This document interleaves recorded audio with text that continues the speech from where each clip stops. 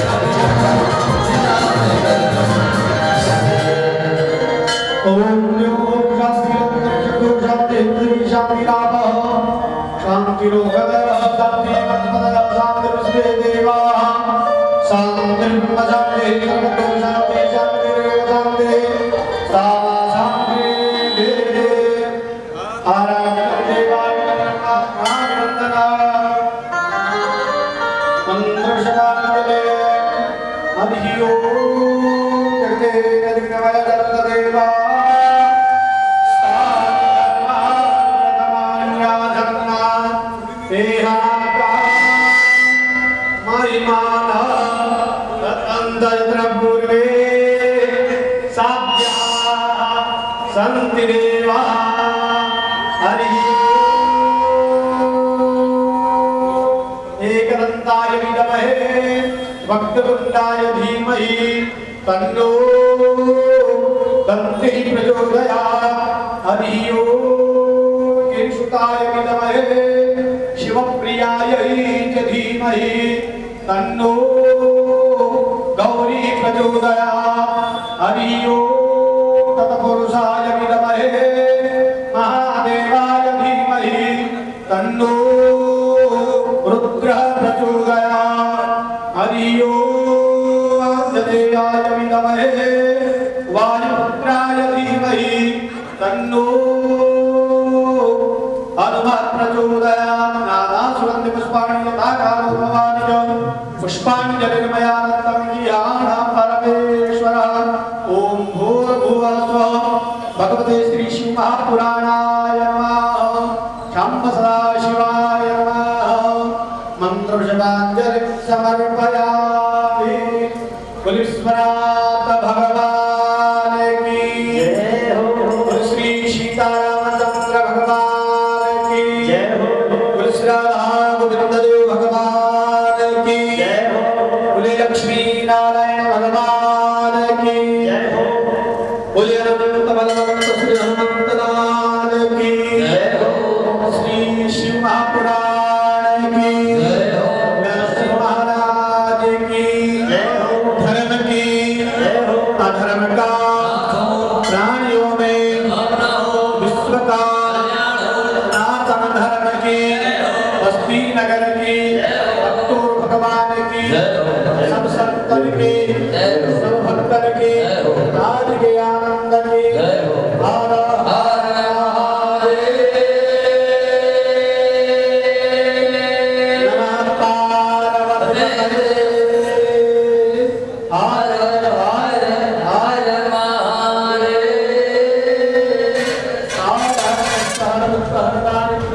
हरे नमः। स्वस्ति श्री मातृपितृगुरुचरणकमलेभ्यो नमः।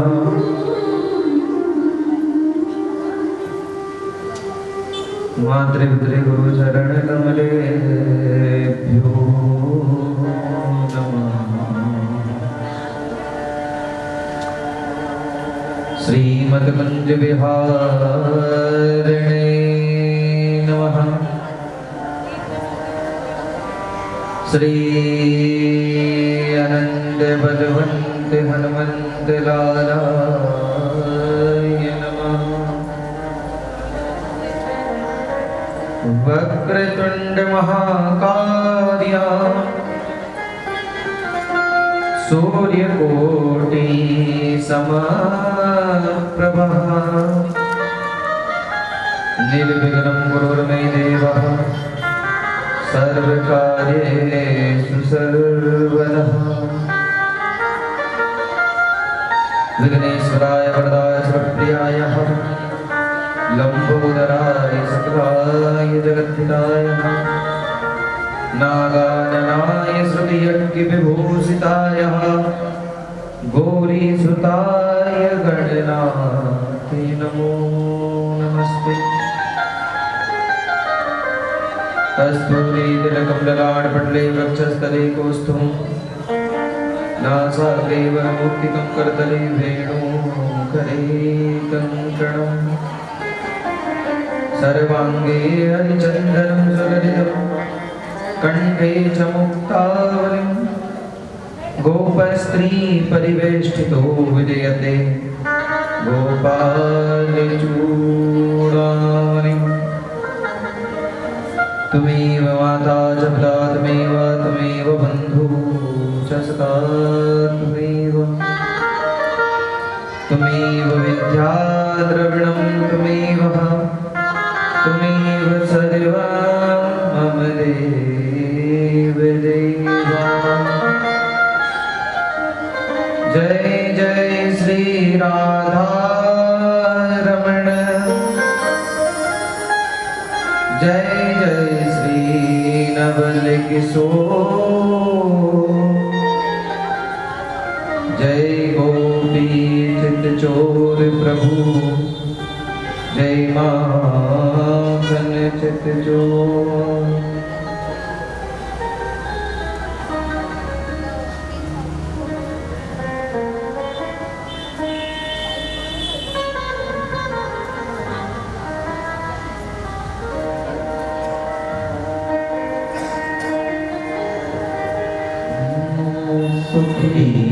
से संसार सब दुखिया न हो,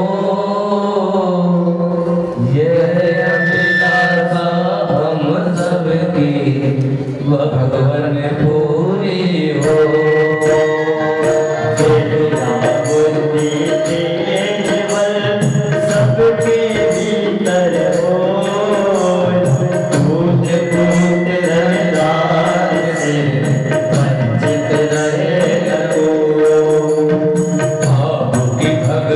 प्रेम से मन हो भरपूर, राग द्वेष से चित मेरा तो भागे दो।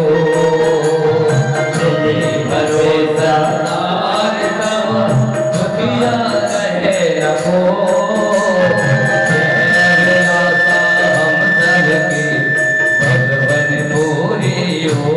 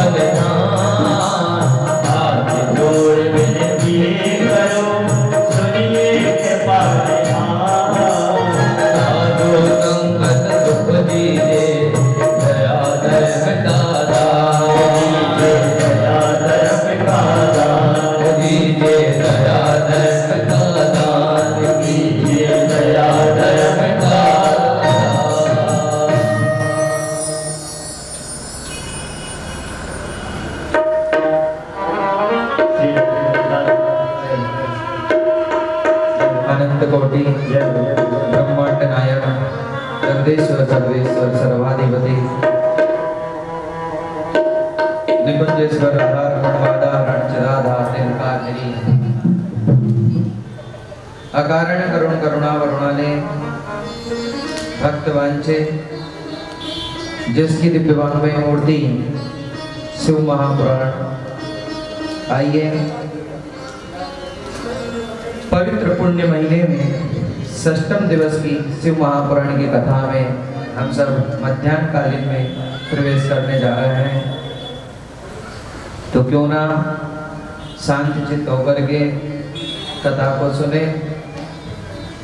दूर दूर से पधारे हुए हमारे संतजन, भक्तजन, विप्रजन, श्रद्धजन, आयोजक, संयोजक, आज के हमारे यजमान देवता अथवा मंदिर के पुजारी अथवा हमारी प्यारी प्यारी माता बहनें, भाई बंधु, जिनके हृदय में विराजमान मेरे ठाकुर जी के चरणों में सादर प्रणाम।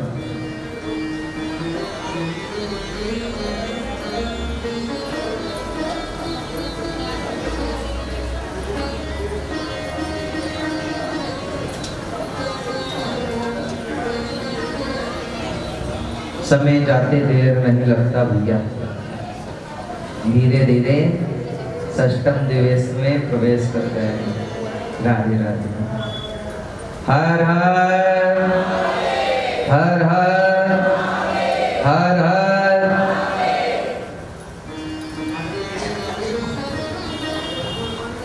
बड़ा ही सुंदर समय चल रहा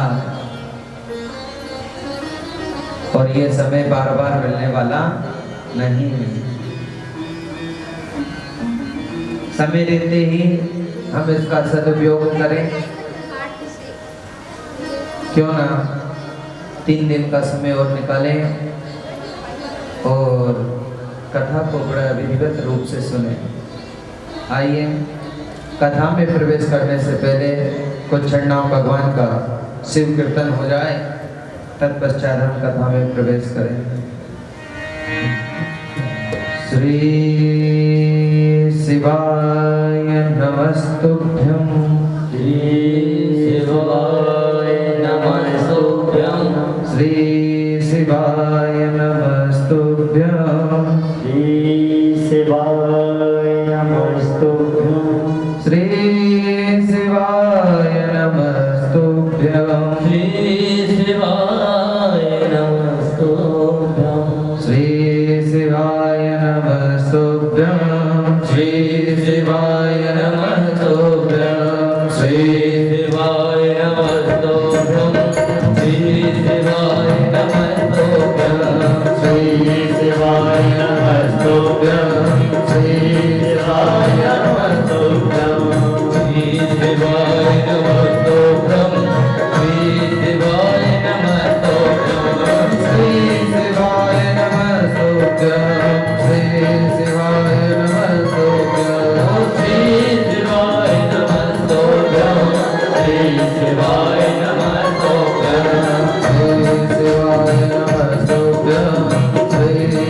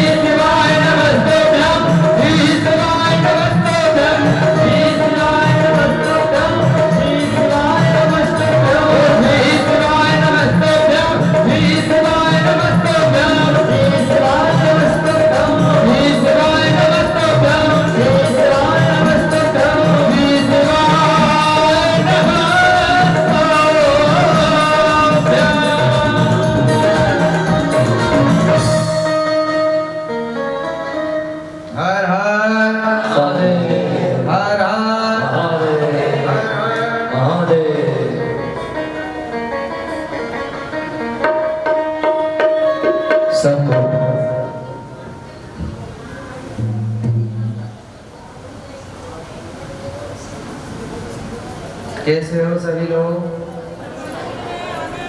हाँ, सब अच्छे हो? भोले की कृपा है सभी के ऊपर। हम तो यही कहेंगे कि हमारे भोलेनाथ आप सभी लोगों को स्वस्थ रखें, आपकी हर मनोकामना पूरी हो। हर हर हर हर हर हर हर हर।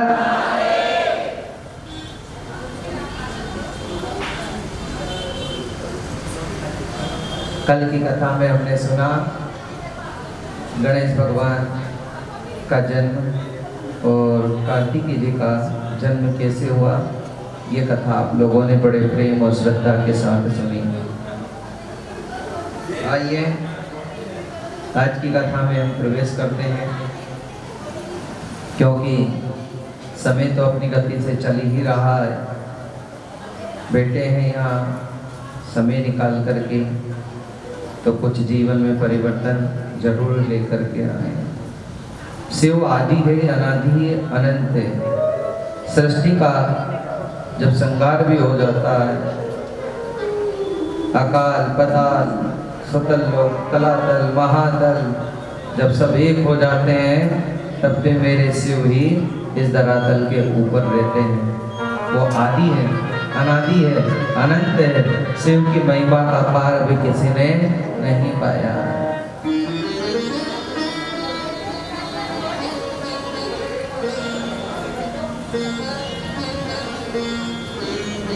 पार्वती जी बड़ी दुखी रहने लगी, दुख में रहने लगी पार्वती जी। क्यों?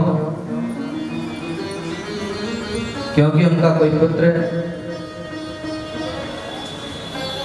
जन्म ले चुका, लेकिन अभी तक मां से नहीं मिला।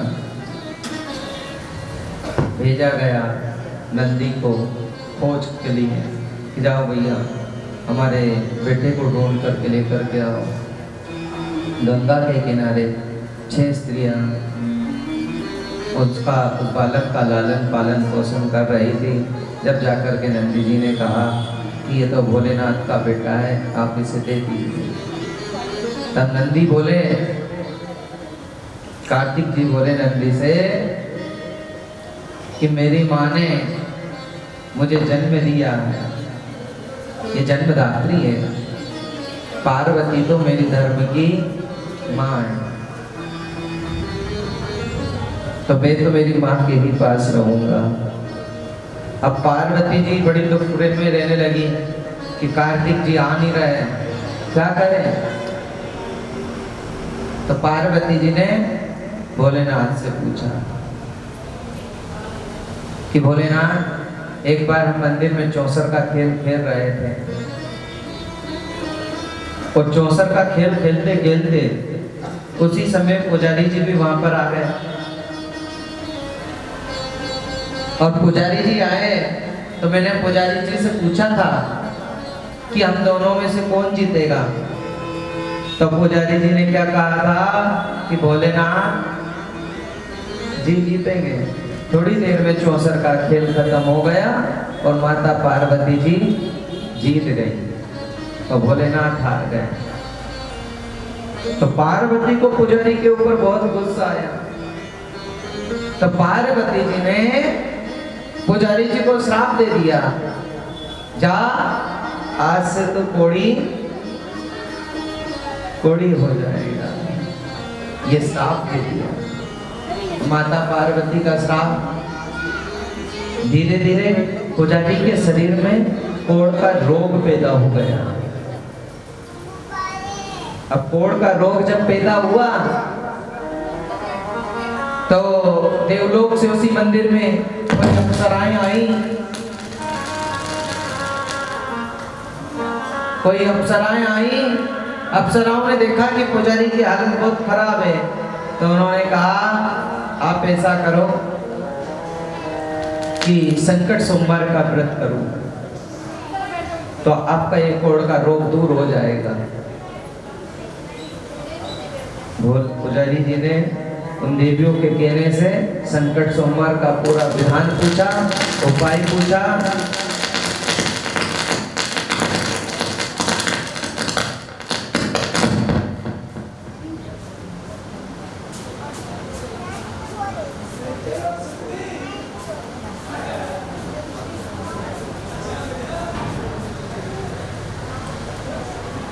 हर हर हर हर हर हर।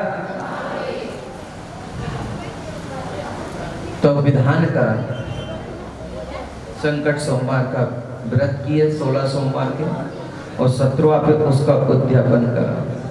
धीरे धीरे पुजारी के शरीर में से कोढ़ का रोग दूर हो गया। कुछ दिन के बाद फिर उसी मंदिर में माता पार्वती और शंकर भोलेनाथ आते हैं। तो शंकर भोलेनाथ के साथ माता पार्वती ने क्या देखा कि जो पुजारी को श्राप दिया था कोढ़ होने का, वो सही हो गया। पूछा, पुजारी जी मैंने तो तुम्हें श्राप दिया था कि तुम कोढ़ी हो जाओगे, लेकिन आप कैसे अच्छे हो गए? तो उन्होंने कहा मैंने कुछ नहीं करा, मैंने तो मेरे भोले बाबा की आराधना, उनके व्रत की है।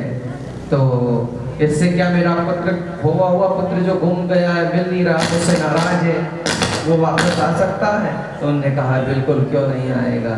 तो उसका विधान पुजारी जी से पूछा, और पुजारी जी ने भी विधान बताया। फिर माता पार्वती कैलाश पर्वत पे आई, और कैलाश पर्वत पे आकर के बोला,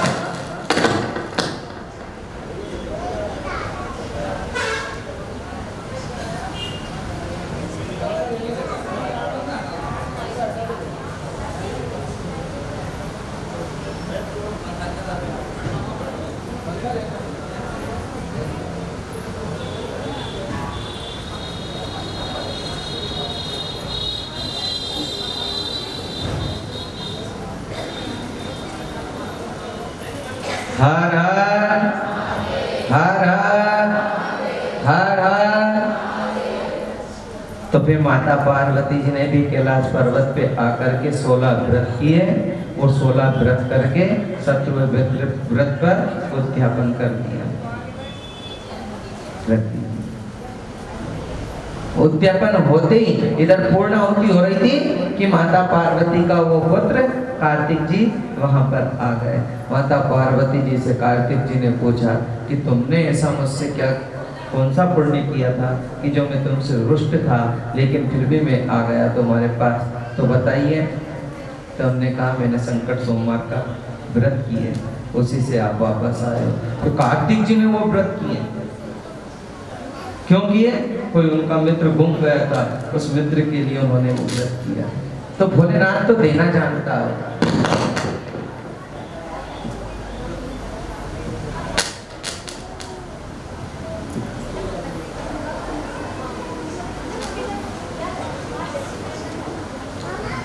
श्री राम हर हर हर हर महादेव हर हर महादेव। भोलेनाथ तो देना जानता, वो देना नहीं।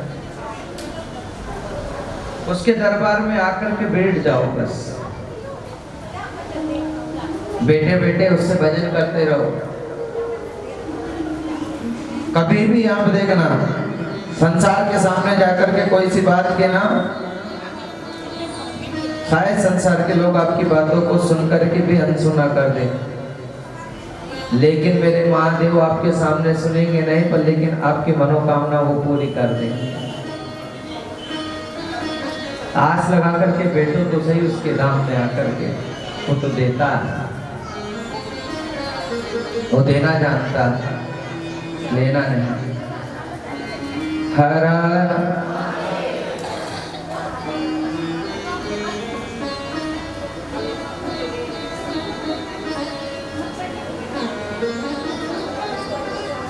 वही कृपा हुई। सनक सनंदन सनातन सनत कुमार चारों भाई व्यास जी से कह रहे हैं, कार्तिक जी आए कैलाश पर्वत के ऊपर, और कैलाश पर्वत पे आकर के माता पार्वती ने, भोलेनाथ ने, गणों ने, नंदीश्वर ने, सभी ने मिलकर के बहुत उनका स्वागत किया।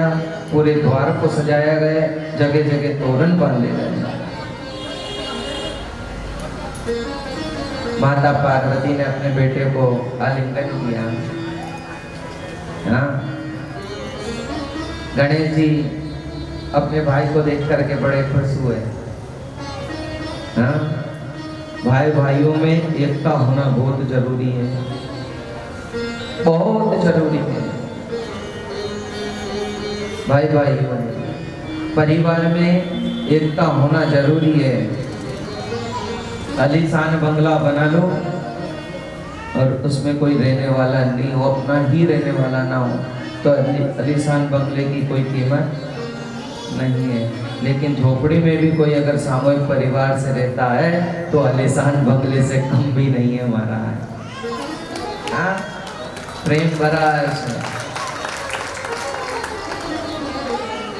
विचार करो कि आज हम किस गति को पहुंच रहे हैं, किधर जा रहे हैं।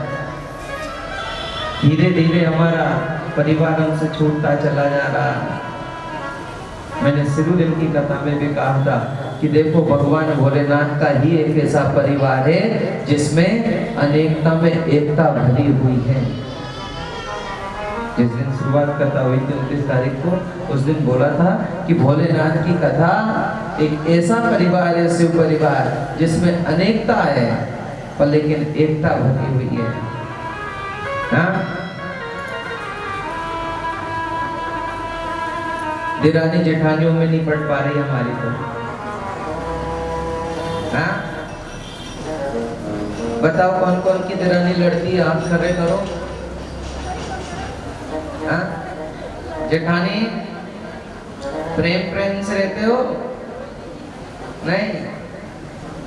साथ में परिवार कौन कौन रहते हो, हाथ खड़े करो। हाँ?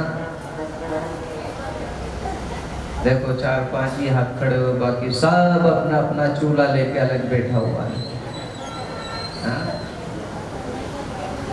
सामूहिक परिवार से बड़ा परिवार कोई सा नहीं है। एक बार क्या हुआ, एक पिताजी ने 5 संतानें थी, पांचों संतान दूसरे के कहने में आ करके लड़ने लगे, झगड़ने लगे, पांचों भाई भाई। अच्छा, ये दुनिया ऐसी है जहां कोई अगर सम्मिलित रहता है, जॉइंट फैमिली हो, तो उसे तोड़ने की व्यवस्था करते हैं वो। ये अलग अलग हो जाए तो बहुत अच्छा है।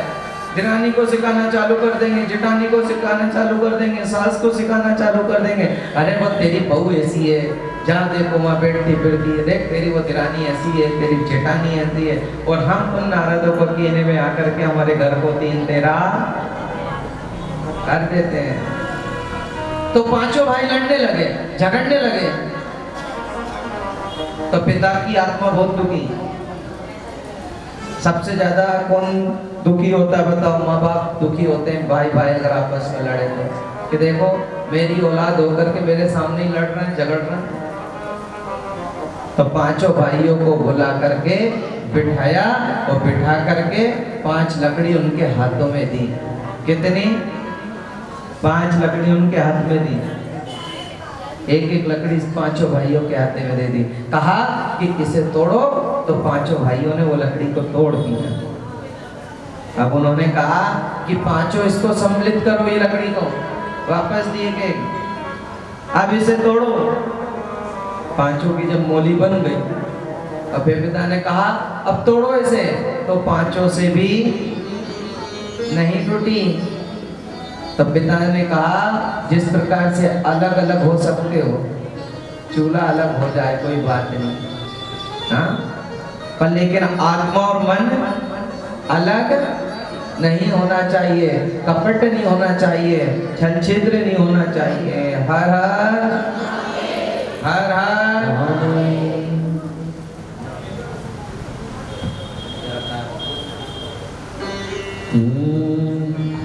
क्या रखा है आपस बुराई में, रघुराई बसे राई राई में, रघुराई बसे राई राई में, रघुराई बसे राई राई में। क्या रखा है हो, क्या रखा है आपस बुराई, क्या रखा है आपस बुराई।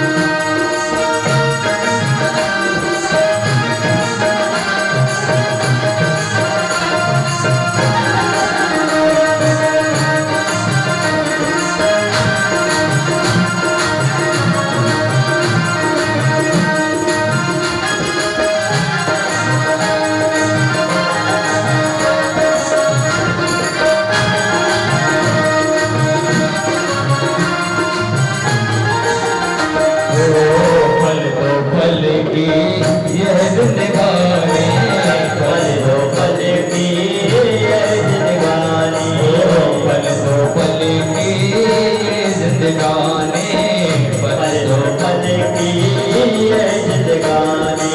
तो आए चले गए खत्म कहानी, आए चले गए खत्म कहानी। वो दुख है कहाँ जो भलाई में, वो दुख है कहाँ जो भलाई। रघुराई बसेराई राई में, रघुराई बसेराई में, रघुराई बसेराई राई में, रघुराई बसेराई राई में। क्या रखा है आपस बुराई में, क्या रखा है आपस लड़ाई में। रघुराई बसेराई राई में, रघुराई बसेराई राई में, रघुराई बसेराई राई में, रघुराई बसेराई राई में, रघुराई बसेराई राई में, रघुराई बसेराई राई में, रघुराई बसेराई राई में। हर हर महादेव, हर हर महादेव, हर हर। महादेव।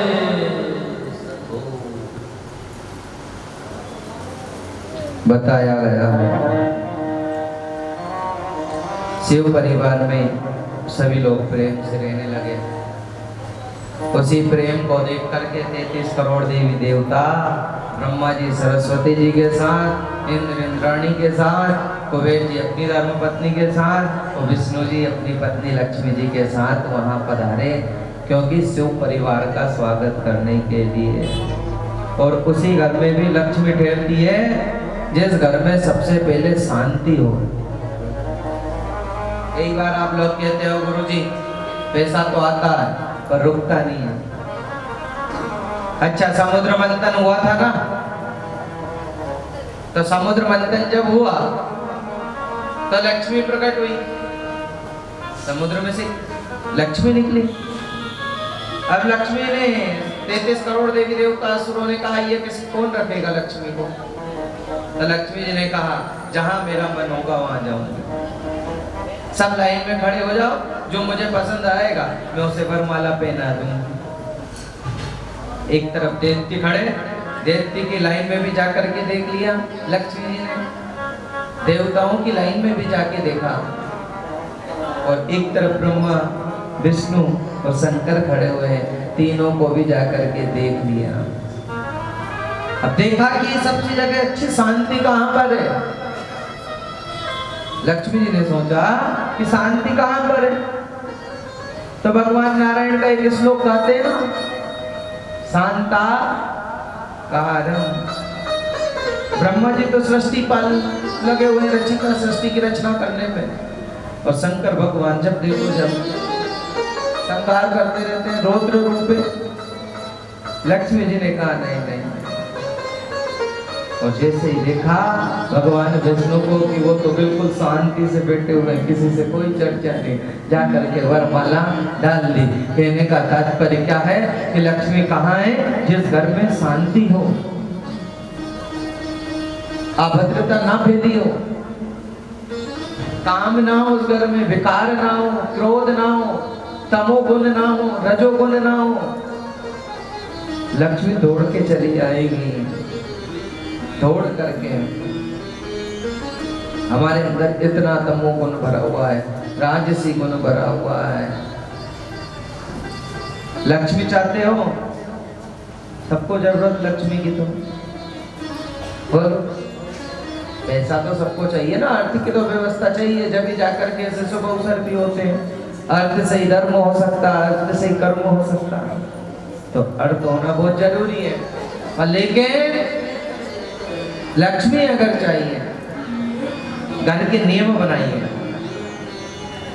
घर का नियम होना बहुत जरूरी है। सुबह जल्दी उठें, उठ करके स्नान करें, किचन में रसोई में जाए, रसोई की साफ सफाई करें, ताज़ा जल लें, हाँ, और उसके बाद जो भी आपको क्रिया करना वो क्रिया करो और फिर घर वालों को भी उठाओ। सोए मत रहो। सूर्य उदय से पहले जो जग जाता है, नियम बनाना। ये कई लोग कहते हैं कि बीपी हाई हो गया, शुगर हाई हो गया, गैस बन गई, अपचन हो रहा है, तरीका बदल गया। अच्छा पहले बताओ इतनी चीज खाने की थी क्या पहले के जमाने में? कोई बेचारे बाजरे की रोटी और मक्के की रोटी खाते थे, हाँ? गेहूं की रोटी तो तब खाते थे जब कोई मेहमान घर में आता था, हाँ? मेहमान घर में आते थे जब जाकर, अच्छा सबकी निगाह उस रोटी के ऊपर रहती थी कि बचेगी तो फिर अपने को खाने को मिलेगी, हाँ? मक्का की रोटी, बाजरे की रोटी, ज्वार की रोटी में ही जीवन यापन करने वाला व्यक्ति 100 साल तक जी जाता था। कई बार आपने देखा होगा कि 110 साल जी करके मरा। आज हम इडली खा रहे हैं, डोसा खा रहे हैं, क्या मालूम क्या क्या खा रहे हैं, फिल्की खा रहे हैं, सेब खा रहे हैं, केला खा रहे हैं, अनेक प्रकार की चीजें खा रहे हैं, फिर भी मनुष्य को बीमारी इतनी भरी हुई है। बोलो, हाँ? कारण क्या है? पहले के लोग जितना खाते थे उससे 10 गुना वो काम करते थे। शरीर से काम करना भी बहुत जरूरी है। अब तो थोड़ी सी गर्मी हो, पसीना निकलने लगे, तुरंत कूलर चालू करके बैठ गए, हाँ?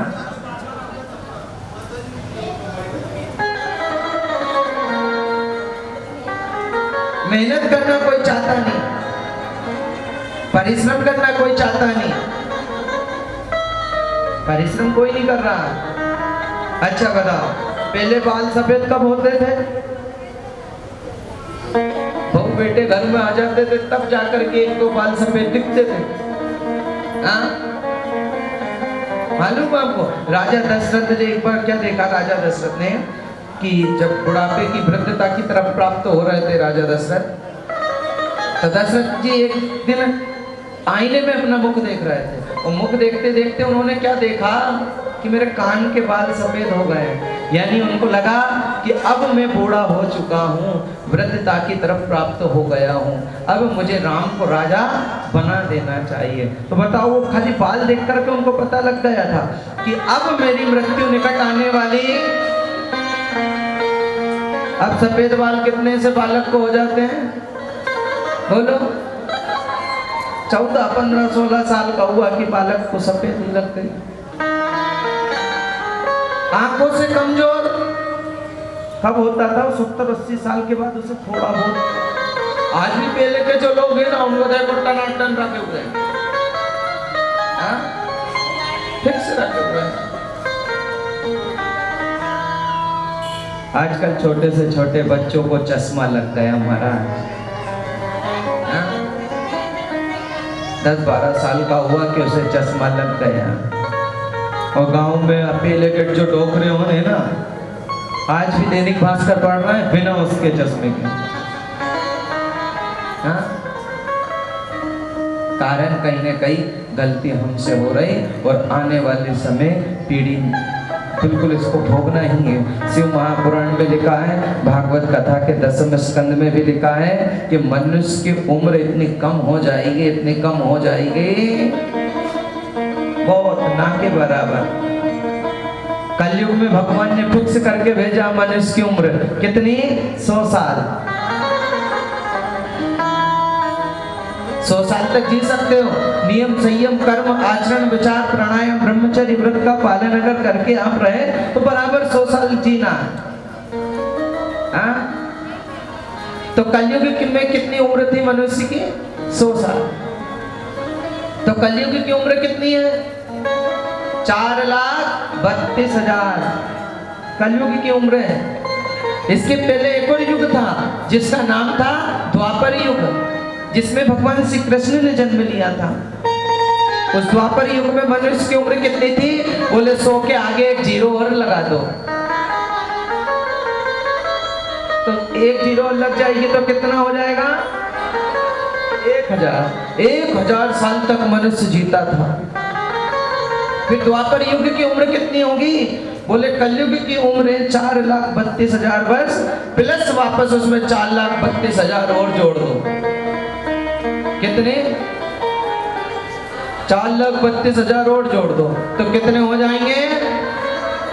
8,64,000। इतनी द्वापर की उम्र थी। मनुष्य 1000 साल तक जीता था। उसके पहले एक और युग था जिसमें भगवान श्री राम का जन्म हुआ था। उस युग का नाम था त्रेता युग। त्रेता युग में मनुष्य कितना जीता था? बोले 1000 के आगे पीछे एक और शून्य लगा दो, कितना हो जाएगा? 10,000। 10,000 साल तक मनुष्य जीता था, तब तक वो मरता नहीं था। त्रेता युग की उम्र कितनी हुई? बोले 8,64,000 में 4,32,000 और जोड़ दीजिए तो 12,96,000 वर्ष त्रेता युग की उम्र थी। उसके पहले एक और युग था जिसमें भगवान नरसिंह ने जन्म लिया था। हिरण्याकश्यप हिरण्याक्ष की कथा भागवत जी में आती है। सतयुग में मनुष्य की उम्र कितनी थी? बोले 10,000 में वापस एक जीरो लगा दो। इतना मनुष्य जीता था 1,00,000 वर्ष तक। फिर सतयुग की उम्र कितनी होगी? बोले 12,96,000 वर्ष में फिर 4,32,000 जोड़ दो महाराज।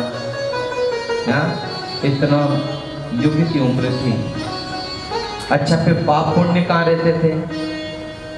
सतयुग में पाप पुण्य कहाँ रहते थे? दोनों एक ही माँ की संतान है, एक ही बाप की संतान है। पाप और पुण्य। तो पाप कहाँ रहता था? बोले पाप तो नीचे सुतल लोक में रहता था और पुण्य स्वर्ग में रहता था। पाप पुण्य का धरातल के ऊपर कोई पता ही नहीं था। चलो जाने दो। फिर त्रेता में पाप पुण्य कहाँ गए? त्रेता में पाप पुण्य कहाँ गए? बोले त्रेता में दोनों भाइयों ने अब तो धरातल के ऊपर जन्म ले लिया। 400 योजन उधर रावण रहता था, 400 योजन, और 400 योजन इधर राम थे। समुद्र के उस पार रावण और समुद्र के इस पार राम।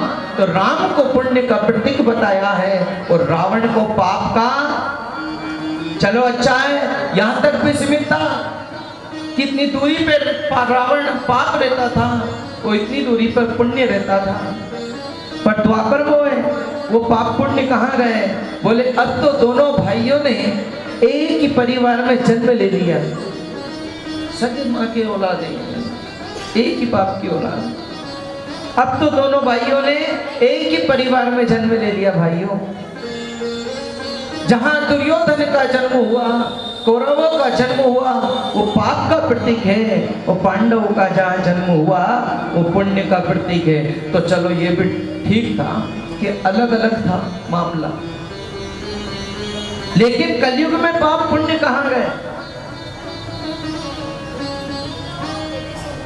बोले अब तो एक ही व्यक्ति के अंदर पाप ने भी जन्म ले लिया और एक ही व्यक्ति के अंदर पुण्य ने भी जन्म ले लिया। मान लीजिए हम यहाँ भी कथा सुन रहे हैं, कथा सुनते सुनते यहाँ से उठ कर के गए, ना जाने हमने कौन सा पाप कर दिया। हाँ, धर्मात्मा व्यक्ति पापी भी हो सकता है और पापी व्यक्ति भी पुण्य आत्मा हो सकता है। ये कलयुग की महिमा है। ओ मेरी देश की सीताओं, अब कदम सोच समझ कर के रखना, क्योंकि पहले तो पता था कि रावण लंका में रहता है, अब रावण की गलियों का नंबर भी पता नहीं है। क्यों? क्योंकि हर गलियों में 10-10, 50-50 रावण मिल जाएंगे आपको। एक दिन रावण सपने में आया हमारे। अब जब रावण सपने में आया तो हमने कहा क्यों रे भैया रावण, जब तुझे हम एक दशहरे पे जला देते हैं, हाँ, फिर दूसरा दशहरा आता है तो फिर इनका फिट का दिखता है तो उसी मैदान में, मतलब बढ़ते ही जा रहा है, घटता तो बिल्कुल जा ही नहीं रहा है। उन्होंने कहा सुनो महाराज, मैं रावण हूं और रावण को जलाने के लिए राम की आवश्यकता होती है, और जो मुझे जला रहा है मैं तो रावण ही हूं। क्या कह रहा है रावण? जो मुझे जला रहे हैं, मैं तो रावण ही हूं, पर लेकिन जो मुझे जलाते हैं वो महारावण है। हाँ? वो राम नहीं है। जिस दिन राम आ जाएगा उस दिन मैं जलना भी बंद हो जाऊंगा। बताओ, पापियों की गलियों का कोई पता है क्या? ये कलयुग की महिमा शिव पुराण कहती है। कलयुग में जितना हो सके उतना बच लो, जितना हो सके सोच समझ करके चलो, जितना हो सके अपनी मर्यादा में रहो। समय चूक पुनि का पछताना, जब बुढ़ापा आ जाएगा तो तुम्हें कोई पूछने वाला भी नहीं है। हर हर हर हर हर हर